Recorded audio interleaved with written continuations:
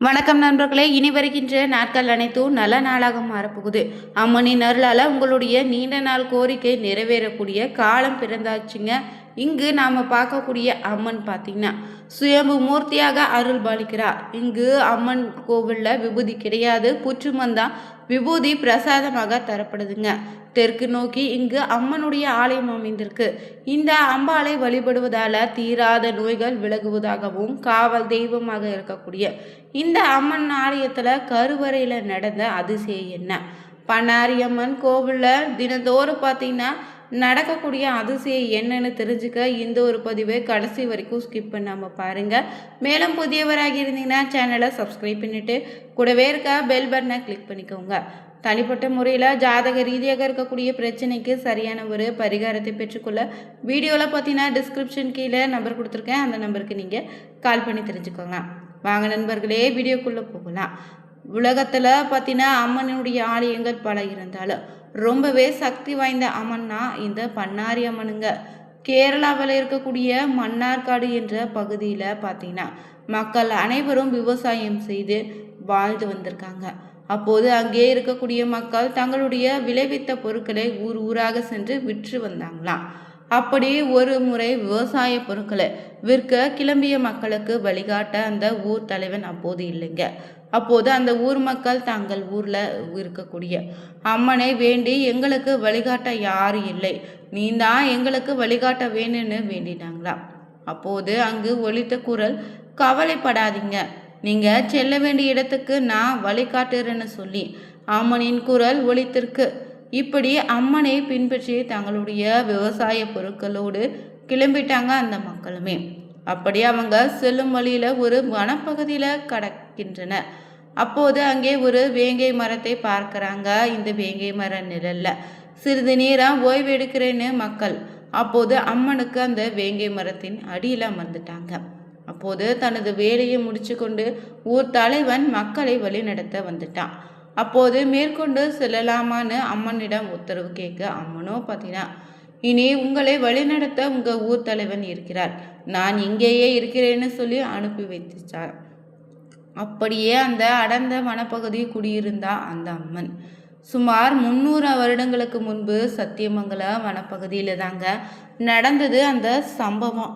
புலிகள், சிறுத்தைகள் போன்ற விலங்குகள் வாழக்கூடிய வனம்னாலோ அந்த பகுதியை சுற்று வட்டாரத்தில் இருந்த மக்கள் பலருமே எந்தவித அச்சமும் இல்லாமல் அந்த காட்டிலேயே பட்டியல் அமைத்து தங்களுடைய ஆடு மாடுகளை மேய்ப்பதை வழக்கமாக கொண்டிருந்தாங்க. அப்படி ஒரு பட்டியல நிறைந்திருந்த மாடுகளுக்கு பார்த்தீங்கன்னா மத்தியில் ஒரு காரம்பசு ஒன்று மட்டும் தன் கன்றுக்கு பால் தராமலும் மற்றவங்களே பால் கறக்க விடாமலும் நடந்து கொண்டிருந்திருக்கு. இந்த நிலை பல நாள்களாக தொடர்ந்து வந்துச்சு. ஒரு நாள் பார்த்தீங்கன்னா அந்த பசுவை பின்தொடர்ந்து சென்று அந்த போக்கை கவனித்தான் மேய்ச்சல்காரனான ஒரு சிறுவன். பட்டியில் இருந்த தனித்தனியாக வெளியேறி சென்ற காரம்பசுவும் சற்று தொலைவில் இருந்த வேங்கை மரத்துக்கு அருகிலே சென்றதும் அந்த மரத்தை சுற்றி காணங்கு புற்கள் நிறைந்திருந்துச்சு. ஒரு குறிப்பிட்ட நிலப்பரப்புல காரம்பசு பால் சொரித்திருக்கு. இந்த அற்புதத்தை கண்ட சிறுவன் ஓடோடி போய் பார்த்தீங்கன்னா அங்கே இருக்கக்கூடிய ஊர் மக்களிடம் நடந்ததை சொன்னானா. ஊர் கூடி வந்து அந்த இடத்தை வேடிக்கை பார்த்துச்சு. பின்னர் ஒரு சிலர் சேர்ந்து அந்த இடம் முழுவதையும் சுத்தம் செய்து பார்த்தாங்க. அங்கே ஒரு சிறிய புற்று, அதன் அருகில் ஒரு சுயம்பு திருவுருவமும் காட்சி தர அதை கண்டு ஆச்சரியமும் அடைந்தாங்க. அப்போது பார்த்தீங்கன்னா அந்த இடத்துல குழுமியிருந்த கூட்டத்தில் ஒருவருக்கு அருள் வந்து மலையாள தேசத்திலிருந்து மைசூர் பட்டணத்துக்கு பொதி மாடுகளை ஓட்டி சென்ற மக்களுக்கு வழித்துணையாக நான் வந்தேன்.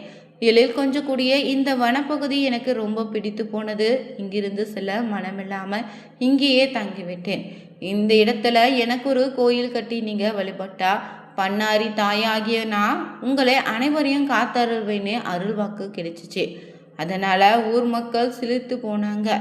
உடனடியாக அந்த இடத்திலே காணங்கு பொருட்களை கொண்டு வேண்டு குடிலொன்று அமைத்து அதில் அம்மனை பிரதிஷ்டை செய்து வழிபட ஆரம்பித்தாங்க. அண்ணனுடைய சன்னியத்தம் திக்கெட்டும் பரவியது. பிற்காலத்தில் ஊர் மக்கள் ஒன்று சேர்ந்து அன்னைக்கு விமானத்தோடு கூடிய கோயிலை இப்போது எழுப்பினது மாதிரி எழுப்பினாங்க. இன்றைக்கு அந்த அர்த்த மண்டபம், மகா மண்டபம், சோபன மண்டபம்னு விரிவடைந்து அற்புதமாக இருக்குதுங்க. மேலும் இந்த பண்ணாரியம்மன் ஆலயம் பார்த்தீங்கன்னா சுயம்புவாக தோன்றிய இந்த கோவிலில் தெற்கு பார்த்து அமைந்திருப்பது ரொம்பவே சிறப்புங்க. மேலும் இந்த அம்மன் தோன்றுதல குறித்து மக்களிடையே பரவலாக இன்னொரு கதையும் சொல்லப்படுது. அது என்னன்னா, இந்த காலத்துல இல்லைங்க, பண்டைய காலத்துல பண்ணாரி பகுதியில் இருந்த மக்கள் அரக்கர்களாலும் வனவிலங்காலும் பெரும் சிரமங்களை சந்தித்து வந்தாங்க. இயற்கை பேரழிவுகளும் நோய்களும் அவங்களை சந்தித்து கொண்டே இருந்திருக்கு. அப்போது அந்த கிராமத்தில் அருகே இருக்கக்கூடிய ஒரு புனித காட்டில் பளிச்சென்று ஒளி ஒன்று தோன்றியதை சிலர் பார்த்தாங்க. அந்த ஒளி அம்மன் உருவில் தோன்றியதும் அந்த சக்தி தன்னை பண்ணாரி அம்மன் அறிமுகப்படுத்தி இந்த பகுதியை தான் காப்பாற்ற வந்ததாக சொன்னிச்சான்.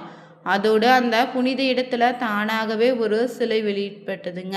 இதுவே மூலஸ்தான அம்மனாக சொல்லப்படுது. மேலும் கிராமத்தை வாட்டி வந்த நோய்கள், பஞ்சம், சக்தி குறைவுகள் அனைத்துமே அகன்றது. மக்கள் நிம்மதியாக வாழத் தொடங்கினாங்க.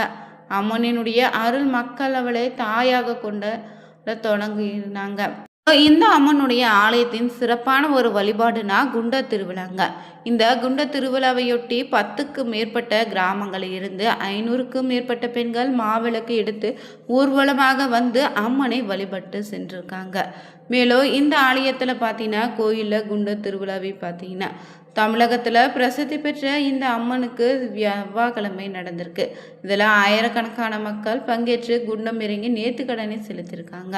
மேலும் இந்த ஊர்வலத்தில் பார்த்தீங்கன்னா சிக்கரம்பாளையம், கோச்சனூர், இக்கர, நேகம்பத்தூர், அக்கரை, தத்தாப்பள்ளி உள்ளிட்ட 10க்கும் மேற்பட்ட கிராமங்களில் இருந்து 500க்கும் மேற்பட்ட பெண்கள் பங்கேற்றிருக்காங்க.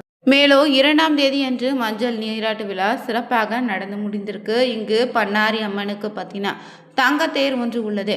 தங்கத்தேர் புறப்பாடு சாயரட்சி பூஜை நிறைவடைந்த உடனே மாலை 6 மணிக்கு கோவில் வெளி பிரகாரத்தில் தங்கத்தேர் புறப்பாடு நடந்திருக்கு. பக்தர்கள் தங்கள் வேண்டுதலை நிறைவேற்றிட தங்கத்தேர் புறப்பாட்டில் கலந்து கொண்டிருக்காங்க. மேலும் இந்த கோயிலில் நடைபெறக்கூடிய பங்குனி குண்ட திருவிழா அறிவிக்கப்பட்ட திருவிழாவாகும். குண்டத்தின் பக்தர்கள் இறங்கிய பிறகு கால்நடைகள் இறக்குவது இங்கு காணக்கூடிய தனி சிறப்புங்க.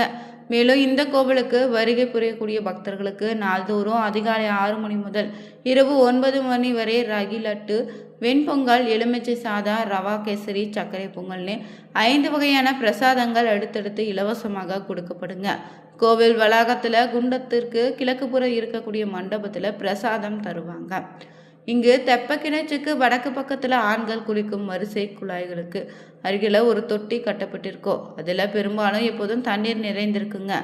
பகல் காலங்களில் மேய்ச்சலுக்கு வனத்திற்கு வரக்கூடிய மாடுகள் தண்ணீர் குடிக்க அந்த தொட்டிக்கு வருவது உண்டா.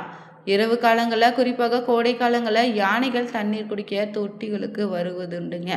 மேலும் இங்கு பார்த்தீங்கன்னா மாடு தானாக பால் சொரிந்த இடத்துல புற்றும் அதன் அருகில் சுயம்பலிங்க உருவமாக வேங்கை மரத்தின் அடியிலே பண்ணாரி அம்மனுக்கு தோன்றியதால் பண்ணாரி அம்மனுக்கு பால் அபிஷேகம் செய்து வழிபடுவது சிறப்பான பலனை தருங்க. இந்த கோவிலில் கிழக்கு புற நூலகம் ஒன்று செயல்பட்டு வருது. நாளிதழ்கள், ஆன்மீகம் தொடர்பான புத்தகங்களும் பக்தர்கள் படிப்பதற்காக வச்சிருக்காங்களாம். முதியவர்களும் மாற்றுத்திறனாளிகள் எளிதாக சாமி சன்னதி சென்றடைய 6 இருக்கைகள் கொண்ட மின் ஊர்தி ஒன்று பக்தர்களின் பயன்பாட்டில் இருக்கு. இந்த சேவை பக்தர்களுக்கு கட்டணம் இல்லாமல் கொடுக்கப்படுதுங்க. மேலும் இந்த கோவிலுக்கு கை குழந்தையோடு வருகை தரக்கூடிய தாய்மார்கள் தன் குழந்தைகளுக்கு பாலூட்டுவதற்கு வசதியாக பாலூட்டும் அறையும் தனியாக இருக்குங்க. மேலும் முதியவர்கள், மாற்றுத்திறனாளிகள் வசதிக்காக 3 சக்கர நாற்காலிகள் இருக்கு. நுழைவு வாயிலில் இருந்து சன்னதியை எளிதில் சென்றடையும் வகையில் சாய்தளம் அமைத்திருக்காங்க. இந்த சேவை பக்தர்களுக்கு கட்டணம் இல்லாமல் வழங்கப்படுது. இந்த கோவிலுக்கு முடிக்காணிக்கை செலுத்த வரக்கூடிய பக்தர்கள் வசதிக்காக கோவில் நிர்வாகம் சார்பாக 12 முடி நீக்கக்கூடிய பணியாளர்கள் பணிபுரிந்து வராங்க. முடிக்காணிக்கை செலுத்தும் பக்தர்களுக்கு கட்டணம் ஏது இல்லாமல் இலவசமாக முடி எடுக்கப்படுங்க. அதே போல் இந்த பகுதியில் பார்த்தீங்கன்னா பவானிசாக பண்ணாரி சாலையில் மருத்துவ மையமும் துவங்கப்பட்டு அதிகாலை 6 முதல் இரவு 9 வரை பார்த்தீங்கன்னா செயல்பட்டு வருது. 2 மருத்துவர்கள், 2 செவிலியர்களோ, 2 பல்நோக்கு மருத்துவ பணியாளர்களோ சுழற்சி முறையில் பணிபுரிந்து வராங்க. மேலும் இங்கு முடிக்காணிக்கை மண்டபத்துக்கு அருகே பக்தர்கள் குளிப்பதற்கு வசதியாக குளியல் அறையும் இருக்குங்க. அதே போல் நாம் செய்த பாவங்கள் அனைத்தையும் தேங்காய் போல உருண்டு திரண்டு உள்ளன. தேங்காய் சிதறுவது போல நம்முடைய பாவங்களும் சிதறட்டு போகவே இங்கு பண்ணாரி அம்மன் கோவிலில் சிதறுகாய் உடைத்து வழிபடுறாங்க. இங்கு இறைவன் கல்பகாலம் முடிந்து மீண்டும் படைப்பு தொழிலை மேற்கொள்ளும் போது முதல்ல தண்ணீரையே தோற்றுவிக்கிறார். நினைவாக தெப்ப உற்சவம் கொண்டாடப்படுது. இந்த வீடியோ பதிவு உங்களுக்கு பிடிச்சிருந்தா லைக் பண்ணுங்க, ஷேர் பண்ணுங்க, கமெண்ட் பண்ணுங்க, மறக்காம சேனலை சப்ஸ்கிரைப் பண்ணிக்கோங்க. அனைவருக்கும் நன்றி நண்பர்களே.